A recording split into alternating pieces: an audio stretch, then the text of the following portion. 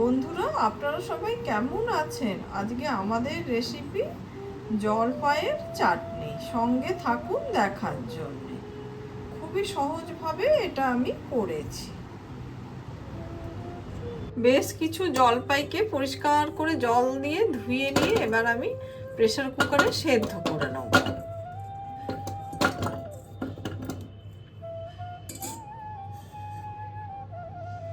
জল ঢেলে দিলাম।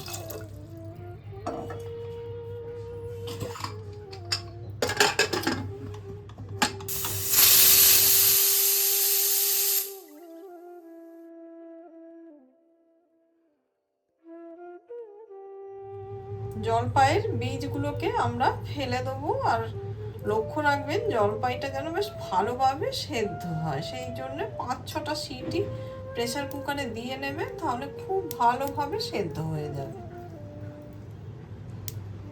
1 চামচ 5 ফোড়ন নিয়ে নিলাম, আর সেই সঙ্গে একটা শুকনো লঙ্কা নিয়ে নিলাম, ড্রাই রোস্ট করে নেব।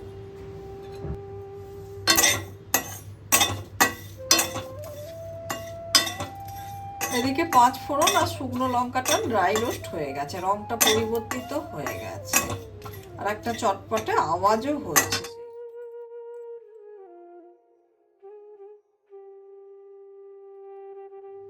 সর্ষের তেল ঢেলে নিলাম, অল্প করে সর্ষে দিয়ে দিলাম, সেই সঙ্গে একটা শুকনো লঙ্কা দিয়ে দিলাম।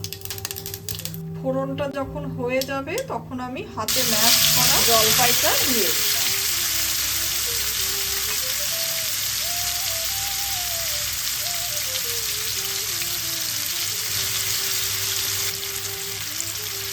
অল্প করে হলুদ দিয়ে দিলাম,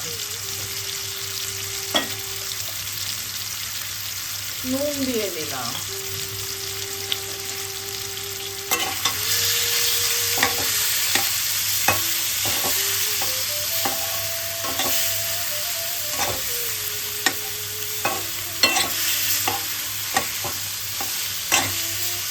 হালকা আমরা ভেজে নেব।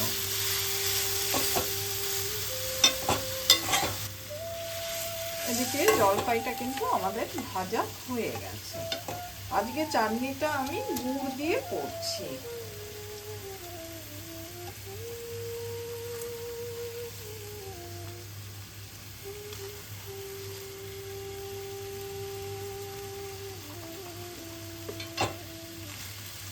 গুড় দিয়ে করলে স্বাদটা কিন্তু বেশি ভালো হয়,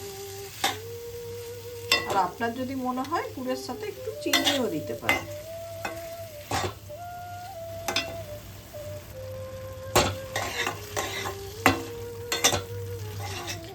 মিষ্টিটা পুরোপুরি নিজের স্বাদ মতো দেবেন। এদিকে জলপাইয়ের চাটনিটা আমাদের হয়ে গেছে। আমি ওপর থেকে রোস্টেড মশলা ছড়িয়ে দিচ্ছি।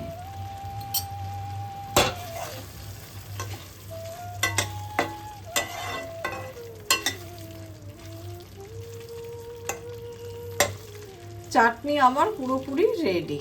আমার এই রেসিপিটা আপনাদের যদি ভালো লেগে থাকে, লাইক, শেয়ার, কমেন্ট আর সাবস্ক্রাইব করতে ভুলবেন না আমার চ্যানেলটা। আমি কিভাবে জলপাইয়ের চাটনি করি আজ আমি সেটা আপনাদের সঙ্গে শেয়ার করলাম।